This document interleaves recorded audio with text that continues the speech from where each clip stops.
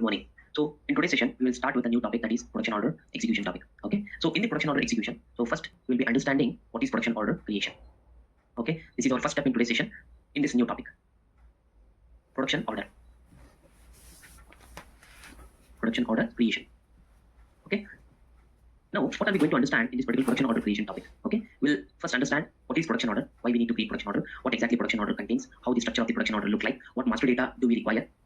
Okay, what master data do we require to create production order? Okay, and what are the various methods of creation of production order, and what transactions we are going to use to create production order, and then we will create the production order practically in the system, and we will understand the various elements that are available within the production order. Okay, so once production order is created, we need to understand what are the effects that are going to take place. So we'll understand the effects of that, and finally we'll check out what is the status management within the production order.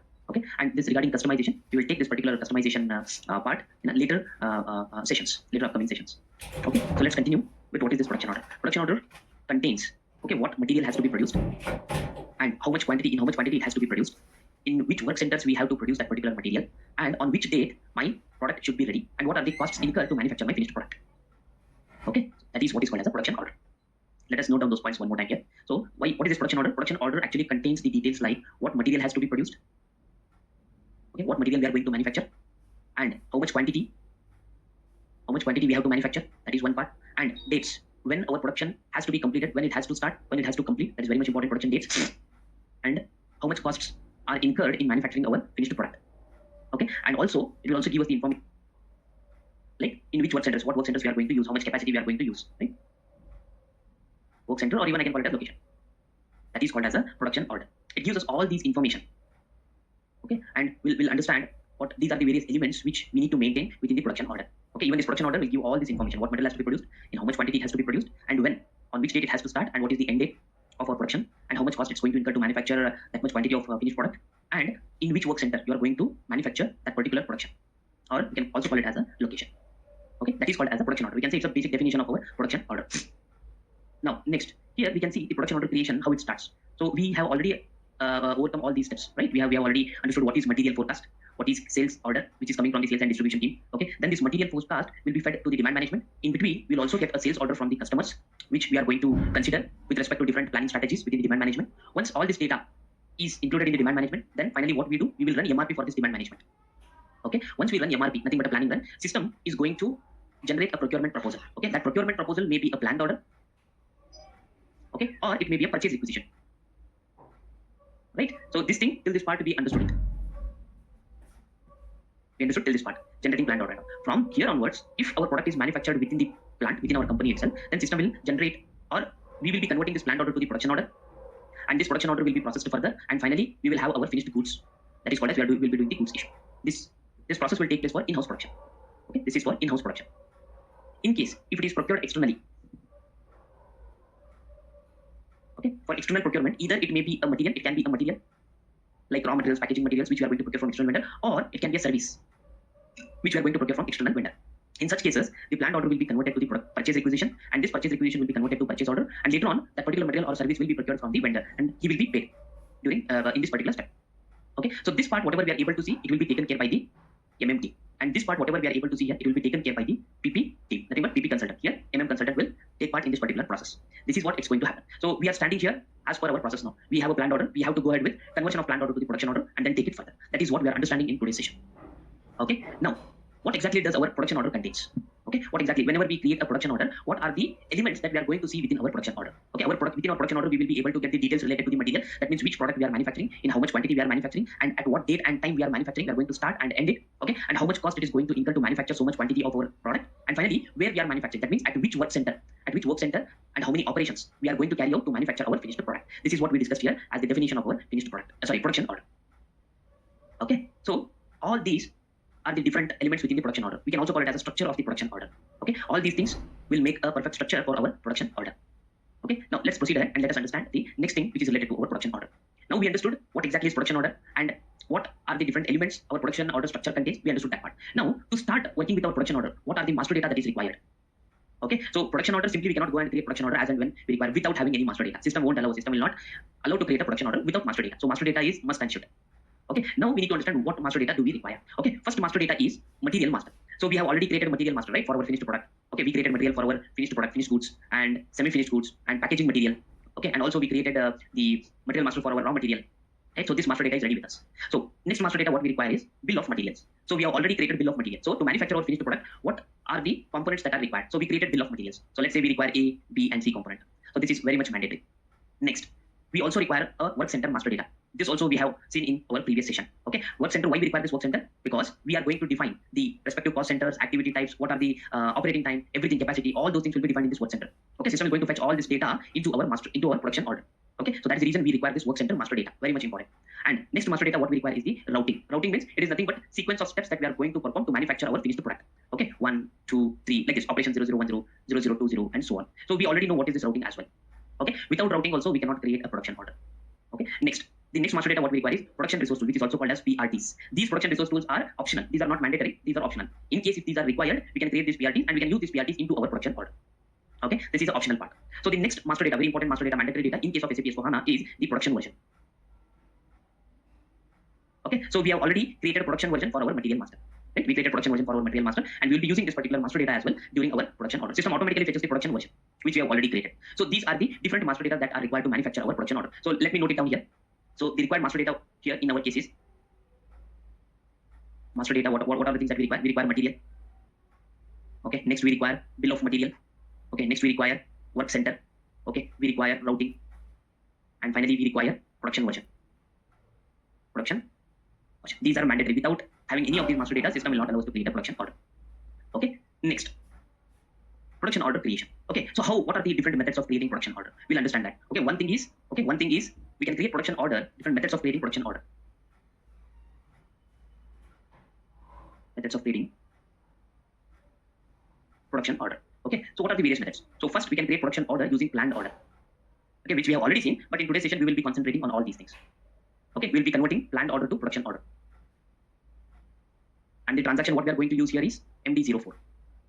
From the forecast, we will get the planned order. From the requirements, we will get the planned order. From those planned orders, we will convert those planned orders to the production orders. That is one method. Next one is creating production orders manual creation. Okay, so here also we can create production order using manual method, and the transaction code we will be using here as CO01. This is the transaction code to create a production order manually. So one thing what we can note down here is for creation of production order manually, we will be using transaction code CO01. Okay, in case if you want to change anything after creating a production order, for changing the transaction code use the CO02, and for display purpose we'll be using transaction code CO03. Okay, these are the various transactions we'll be using to change and display production orders. Okay, for creation, this is the transaction code. Even after creating the production order from planned order, if you want to change it, we can go to the change mode using MD04, or we can take the production order from the stock requirement list screen. We can use this transaction code CO02 to change it, or for display purpose as well. And one more method to create the production order is collective conversion. And the transaction code. So collective conversion, as the name itself indicates here, is that what system will do? System will convert multiple planned orders to production orders at one single shot. Okay, suppose let's say we have planned order 1, planned order 2, and so on. Using this collective conversion, we can convert all these planned orders to production orders. Planned order 1 is converted to production order 1, production order 2, and so on. Okay, at one single shot, we can convert multiple planned orders to production orders. And the transaction code we will be using for this is COHV. This is the transaction code we'll use for collective conversion. Okay, so these are the various methods of creating production orders. Now we will go into the system and we will check out all the different methods of converting or creation of the production orders. Right? So same thing has been explained here. Now let's go into the order. Let us check that out, and then we will understand what are the elements that are available within the production order. Okay, so I'm going into the SAP system now. Okay, fine. So this is our finished product. I'm going into the MD04 transaction code now. Click enter. Now here we don't have any stocks or we don't have any requirements. I'll enter some of the demand over here. Okay, so I'll be using transaction code MD61. Go here. This is our MD61 transaction code initial screen. Now we are into the transaction. We will enter some of the demand over here. So I'll enter 100, 300, 400, 500. So I'll be entering some 5 requirements here, and I'm going to save my requirement. If you check out the stock requirement list, refresh it, we will be getting these many number of requirements over here. Now I have to run MRP so that system is going to generate a procurement proposal. In our case, the procurement proposal would be the planned orders. Okay, because we are going to manufacture this product within our plan. Right? Within our plan. So the transaction code we'll be using for running MRP is MD0. Okay, run MRP run took place. If you go to stock requirement list, if you refresh it, you will get planned orders for a different requirements here. Okay, now the first method. What is the first method? Convert the planned order to production order. Now how to convert that? Double click on the planned order. You will get a pop-up here. In this pop-up, now as of now we are working with discrete industry, so we'll be converting the planned order to production order. There is a button to convert planned order to production order. So click on this button. Now we are into the production order creation screen. Here, system will give us all the details. Okay, like which material we are manufacturing, how much quantity we are manufacturing. Okay, so all these stuffs you will be able to see it here. Okay, now what I will do, first let's understand what are the different methods of creating the production order, and then we will jump into the production order and we'll understand what are the things you will be able to see within production order. Okay, now this is one method. So now we are into the production order. I'm going to save my production order. As soon as I save my production order, yes, click yes. So there are some financial settings which are missing. So that's the reason we got that message. Now here we can see we converted this planned order to production order. As of now, this planned order is still available here. Once I refresh it, it will be replaced by the production order because we converted this planned order to production order. Refresh it. Now it has become PRDORD. Earlier it was PLDORD, right? Planned order. Now it got converted to PRDORD, production order. And here this is our production order number. Okay, so we can also take this number here. This number is different. This number here you can see it's a 4-digit number, and our production order is different with a different series number. Okay, these are planned order numbers. These are production order numbers. Now we can take this production order. If you want to change it, you can navigate through this screen itself. There is a pencil icon. Okay, change element. You can go into this particular change screen, production order change header screen. If any changes to be done here, we can maintain those changes, and again we can save our production order. Okay, that is one method of creating production order from MD04 screen, converting the planned order to the production order. Now next method, what we can see here is next is manual creation of the production order. The transaction code we'll be using is CO01. I'll go back to SAP. Now I'll create one production order manually. I'll go to the transaction code CO01, or even you can navigate through this navigation path. Okay, so go to logistics. Now here go to production. Okay, now we are working with, go to shop floor control, go to order, here go to create. Here we can see create the production order CO01. So double click on it. Now while creating production order manually, we have to enter all the data manually. System will not populate any of the data automatically. In case of creating the production order from the planned order, so we did not enter any data manually because system will automatically pick all the data from the planned order, and we don't need to maintain any data manually over there. In case if you want to change or correct any data within the planned order, we can correct it.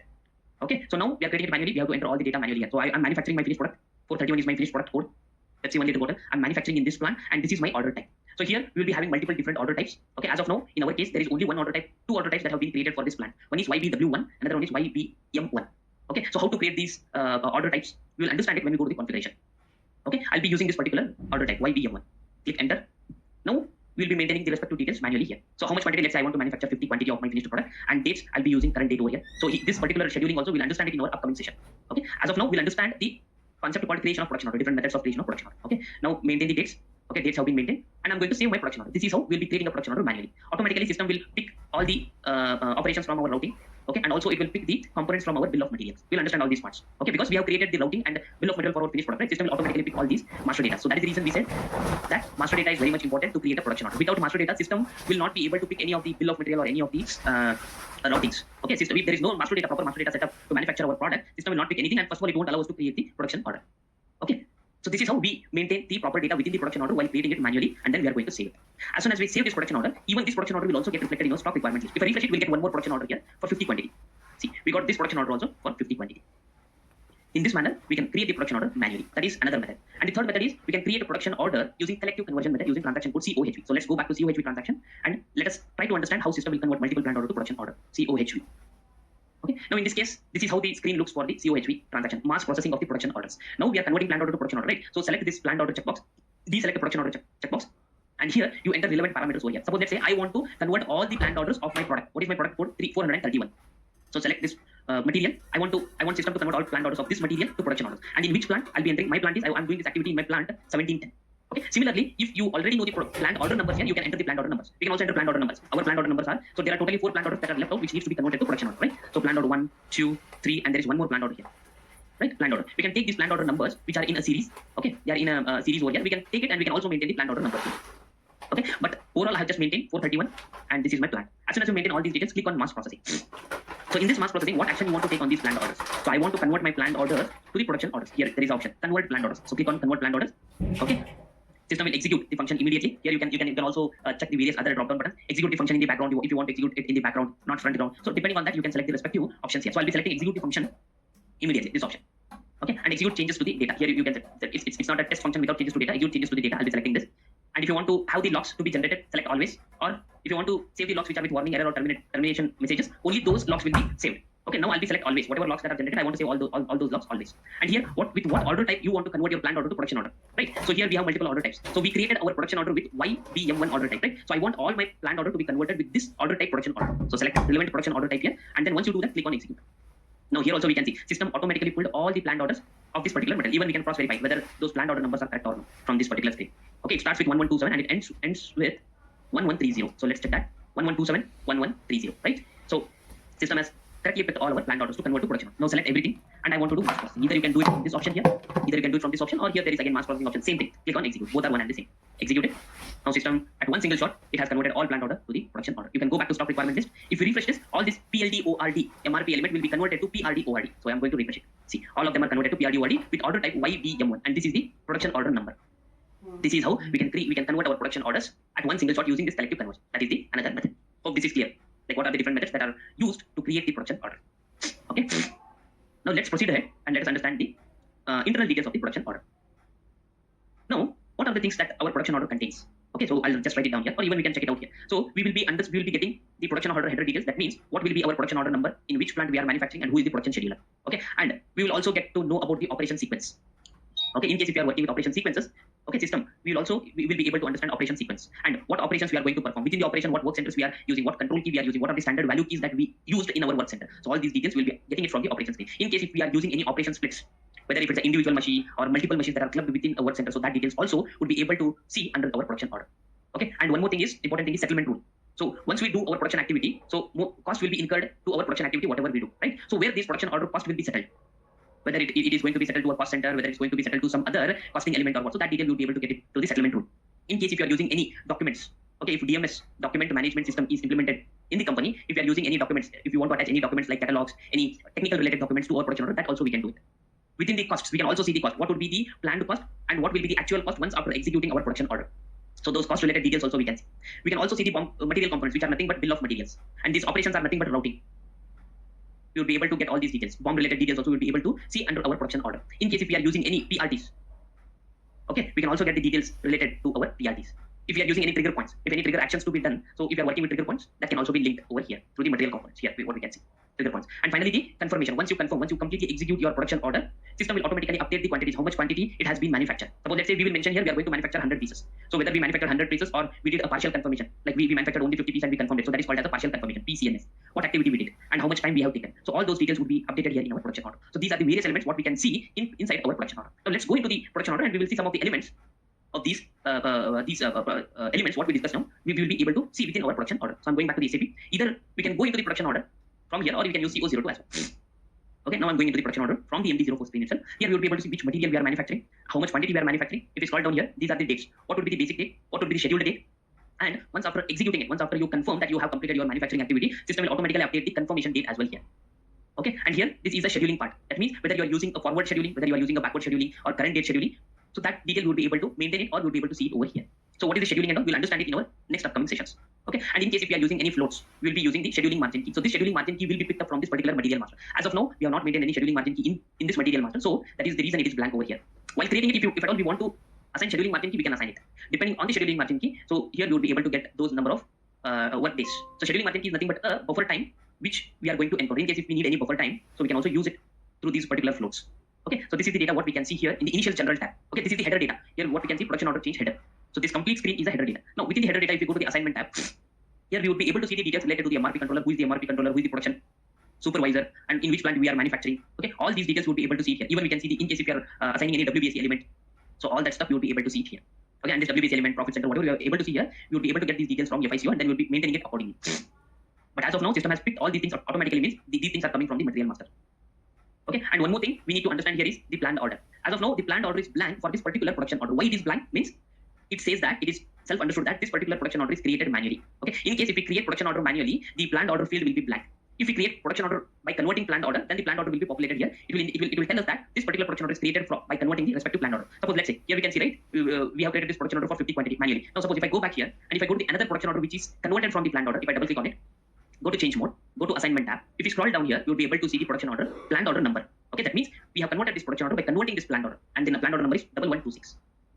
Right. So in this manner, you will be able to see various details within the assignment tab here. Even we can see the reservation number. So what is this reservation number? So 1279 is the reservation number. That means the components which are required to manufacture our finished product are reserved under this particular number.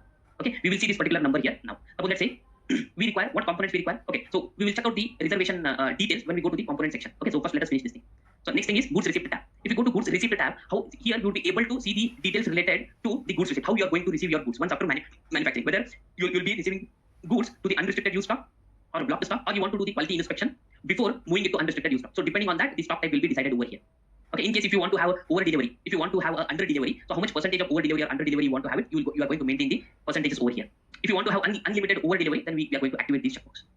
Once after delivery is completed, here we will be able to see the delivery completed checkbox. Okay, so in this manner, this particular goods receipt will give us the details related to the receiving the goods and in which storage location we are going to receive, what is the batch number. Okay, now I'll create the batch manually. So what is this batch number and all, we'll understand it in the upcoming session. Okay, I have created a batch manually using this particular button, create batch. Okay, in case of the inbound delivery, goods receipt number, unloading point, all those stuff would be populated here. So these details we can see in the goods receipt. If you go to the control tab, okay, so most of the data within the control tab will come from the FICO module. Okay, we no need to bother about this particular data, what to maintain here, all these stuff. So most of the data, whatever we are able to see here, this is coming from FICO module. Okay, next tab is dates and quantities. If you check the dates and quantities here, you will be able to see when this particular order is scheduled, when it has to start, what is the date, what is the time, what would be the confirmation date. We will get it once we completely execute this particular production order. Confirmation date will populate automatically over here. So here, everything is related to the dates and quantity. Quantities means, so what is the planned order quantity? 100. What is the production order quantity? 100. In case if there are any scraps, system will also show those scraps. Once after delivering the quantities, after manufacturing, system will automatically update the delivered quantities and also the committed quantities. Okay, so these are the details what we can see here in the dates and quantities tab. In the master data tab, we will be able to see the master data. Right, what master data? The bill of materials as well as the routing. Here you can see system has picked up the bill of material. This is the BOM group number and this is the usage and this is the alternative BOM one. And here we can see the group number for the routing and group counter and what is the task list type. It is routing, right? So it is here. And it will also show us the lot size which we maintain within the routing. So from where this particular routing and bill of material is being picked, it is picked from the production version which we have created. So that is the reason we created the production order we created the production version for our as one of the master data for our production order. Okay, it is very much mandatory over here in S4HANA. So automatically system has picked the respective BOM and routing from this production version what we have created earlier for this particular material master for our finished product. Okay, and in the long text, if you want to maintain any long text, some technical details or some other important information which is related to our finished product, we can maintain it over here. And here we can see the administrative data. Administrative data means which user has created this particular production order. This is my user ID and on which date it has been created. So it has been created on today's date and at what time it has been created. Once after creating, if we make any changes to the existing production order, so that user ID will also get reflected over here and the date along with the time as well. If we make any changes, that will also get recorded over here. Now, next one is items tab. Here we can see what is the item. So this is our item which we are manufacturing in this particular production order. And this is the fast entry is nothing but it will give us the information of this is the material which we are manufacturing here. And if we scroll down, we will be also able to see what are the components that we are going to use to manufacture this particular finished product. So that details will be able to see here in the fast entry. So all these are the different elements you will be able to see in the header data. Okay, we will be able to see in the header data for production. So next thing what we need to understand is we understood that system has automatically picked the bill of materials as well as the routing. Now I want to see the components that are required to manufacture our finished product. Where I can see there is a button here to check the components. Now once you click on this component, now system will show us what components are required to manufacture my finished product and how much quantity of these components are required. Okay, now we can see these many quantities of these components are required to manufacture my finished product.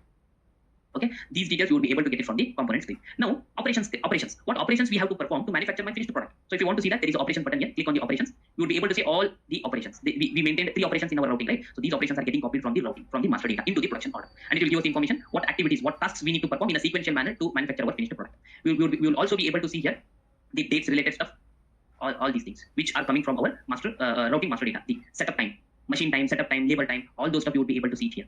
Whatever we maintain in our routing. Okay, in this manner, we would also be able to see the routing or operation related data. And if you want to check out the documents, suppose let's say I'll come out of it. If you want to see if any documents need to be attached or already documents are attached, we can go to the document overview screen and we can see over here. In case if at all we want to attach any documents, we can attach over here. If DMS module is implemented. In this manner, you would be able to see the different elements related to the header data, related to the operations, component and document as well. Now let's say I want to see the costs. How much cost system has planned to manufacture 100 quantities of this finished product. To view the cost, we need to go to header. Go to functions. Okay, no, not to functions. Go to option here. We need to go to option, and here there is a cost. Click on analysis. System will bring up the screen where we can see the planned cost and actual cost. Okay, how much planned cost would be incurred? So system has automatically calculated the planned cost depending upon how much quantity we are manufacturing and how much quantity of BOM components we are issuing and how much time our work center will be involved to manufacture the finished product. Based on all those parameters, system has calculated the planned cost over here. As of now, actual cost is 0 because we have not yet executed our production order. Once we execute our production order, automatically the actual cost will also get updated here at that point of time. Okay, so this is the place where we can see our costing related data. Okay, now come back. So these are the various elements we would be able to see within our production order. Hope this is clear. Now, next thing what we need to understand here is what are the effects that are going to take place once you create a production order. That is very much mandatory here. Okay, so this is very, very important what we need to understand. Now I'm going to save my production and come out of it. Okay, now next let us understand what are the effects that are going to take place. Okay, so once we create the production order, system will automatically pick the routing. Okay, it will automatically pick the bill of material into the master data. Okay, and then it will create the reservations for BOM components. Okay, we will discuss this reservation soon after we complete this particular topic. Reservation for BOM components. Okay, we saw the reservation number which got generated, right? So system will automatically generate the reservations for BOM components. That too, it will generate reservations only for stock components. Stock components. Okay, for non-stock components, system will generate a purchase requisition. Purchase requisition. It will be generated for non-stock components. Non-stock components or for external services. Okay. For non-stock component or for external services, system will generate a purchase requisition. And reservation will be created for the BOM components, which are stock components. In case, if there are any non-stock components within the bill of materials, it will generate a purchase requisition. That is the thing which is going to happen. And system will automatically calculate the planned cost. Okay, which we saw just now. System will automatically calculate the planned cost. And along with that, system will generate a capacity requirements for the work center. That means it will block the work center on that particular date, that too for that particular time. How much time is required to manufacture our finished product, that much of time is blocked on that particular day for that particular work center. So that is called as a capacity requirements. Capacity requirements will get generated for our work center. So these are the various effects which are going to take place once we create our production order. We have seen all these things. We will understand the capacity requirements when we go to our capacity requirement topic in our upcoming session. Okay, but as of now, we just need to understand that system is going to block the work centers for that much amount of time on that particular day. So it will block it. It will show that that particular work center is busy for 8 hours on that particular day. That is called as capacity requirement generation. So these are the various effects which are going to take place when we create the production order. In the backend, all these effects will take place. Okay, which we also saw it. Now one important thing here is that about the reservation. So what is this reservation? Suppose if I go back to my production order, any one of the production order, go to the change mode, go to assignment tab. If I scroll down here, system has generated a reservation number. So what is this reservation number? So let me take this reservation number and go to the transaction code. Okay, to check the reservation number, the transaction code we will be using. To check the reservation, the transaction code will be used as MB23. Reservation means what? Suppose let's say I'm manufacturing my finished product, Pepsi 1 liter bottle. Okay, I'm manufacturing my finished product. So the code is 431. Now reservation number which is getting generated within the production order soon after creating the production order. Okay, so what exactly does that reservation contain? Reservation contains the BOM component. So what it will do, it will reserve. Suppose let's say we require 437 component to manufacture my finished product, 438 component and 440 component. Here we can see, right? If you go to the SAP, if you go to the components tab, we can see these components are required. And that to how much quantity? 50, 50, 50. How much quantity we require? Suppose let's say we require component 50. This also I require 50. This also I require 50. That means system is going to reserve these components of this much quantity to this particular production order number. We can issue this much of quantity of these components only to this production order against the reservation number. So in my case, let's say my reservation number is 1125. Against this reservation number, I can only issue these components of this much quantity to this production order. It has been reserved. We cannot issue these components of this much quantity to any other production order. That is the meaning of reservation over here. Okay. So now this is about the reservation. So basically what happens? We are reserving the components to our production order so that nobody should take those components to some other activity. We are reserving it well in advance as soon as we create our production order. Once it is reserved, we are going to take those components and then we will start manufacturing activity. That is what is going to happen. Okay. Now, yeah, we understood the effects of production order and we also understood the reservation. What is reservation? The next thing what we need to understand here is the status management. Okay. So basically there are two statuses. In the status management means status management for the production order. Okay. So there are two statuses. One is system status and another one is user status. Okay, system status is generated by the system and it is not modifiable.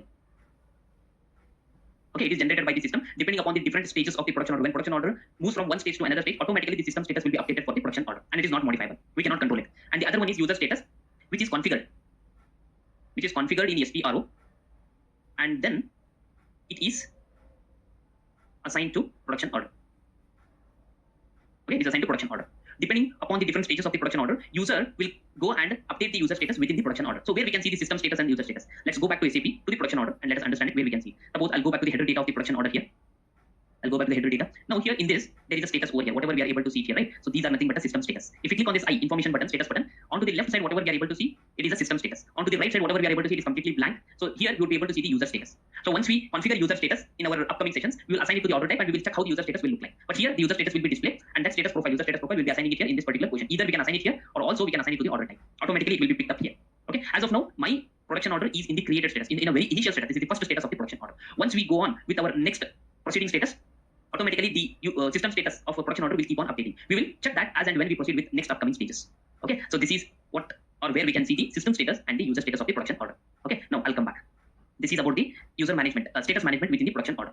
We'll understand what are the different statuses that a production order will achieve once we proceed ahead executing our production order. So in today's session, this is the first state of our production order, first state, system state, that is created status, which is identified with CRTD. CRTD means created. Along with that, we also have different statuses. It is pre-costed, and there are some error during the cost calculation due to the financial settings. Okay, so that status also got updated here. And our order is handled in batches. So whatever production order we are going to manufacture, we are going to manufacture our finished product, they are handled in batches. We assign the batch number, right? So that is the reason the status got updated. Settlement rule is created. So in this manner, different status will be updated as and when we proceed ahead. So in every session of our production order topic, we will undergo this particular system status. How the system status has changed from created to the next, what would be the next state. We will track all these status as and when we go with our different sessions of the production order. Okay, so this is all about our production order. So in production order, what we understood the definition of production order, what exactly the production order contains, what are the different elements that we will be able to see inside production order, what are the important mandatory master data that are required to create a production order, how to create production order in the system, what are the different methods of creation. We saw all these things, and we also saw the effects of creation of production order. Okay, what happens once we create the production order, and then finally we understood the status management. What are the different statuses that are available for the production order? So these are the various topics we understood in our production order creation topic. Okay, next we will check out the. I'm not going to save it as of now, so let it be open. No worries. Okay, so next we will be understanding our next topic of the production order, that is material availability check. Okay. So next topic we will understand, that is availability check. So in this availability check, what are the things that we are going to understand?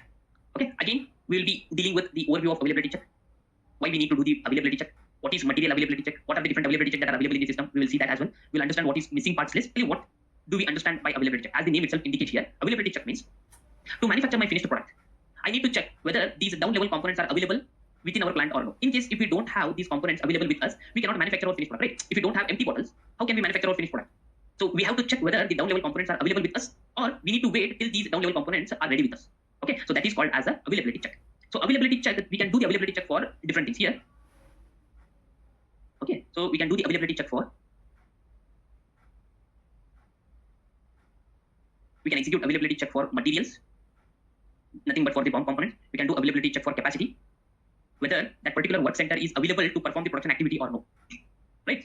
That is called as capacity availability check. Whether the down level components are available or no to manufacture my finished product, that is called as a material availability check. And also we can do the PRT in case if we are using any PRTs into our production order. Okay, we can also do the PRT availability check. So these are the different availability checks what we can perform. Right, now we are understanding about material availability check. Here if you go to the SAP, we are going to check whether these components are available to manufacture our finished product or not. That is what we are going to do it. So how to do this availability check, material availability check? Okay, there is a button over here, check material availability. So if you click on this button, check material availability, as soon as we click on this button, we'll get a message over here. All checked materials in the order for this production order, they are available. So it is a green signal for us to proceed ahead to manufacture our finished product. In case if there is any shortage, suppose let's say if there are any shortage of my materials, how system is going to display it? Okay, as soon as we do the material availability check, in case if there is any shortage, it will display the list of materials which are under shortage.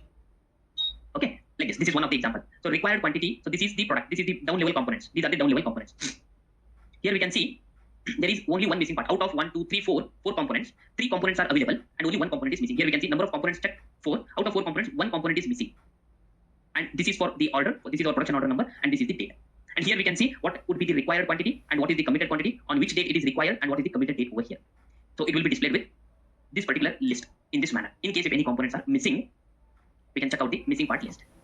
Okay, whichever they are available, that is fine. That will not be displayed. Which are missing, the component that are missing. In our example, this component is missing. It will be displayed, saying that this particular of this much quantity it is missing. So we need to wait till this particular component is arrived. In case if you are procuring this component from external vendor, or if it is being manufactured within our plant, if it is a semi-finished product, then we need to wait until and unless it is manufactured. Once it is available, then again we have to do the material availability check. Then at that point of time, we will get the information like this, that all the checked materials for this particular order are available. This is a successful message, which is nothing but a green signal for us to proceed ahead in manufacturing this particular product.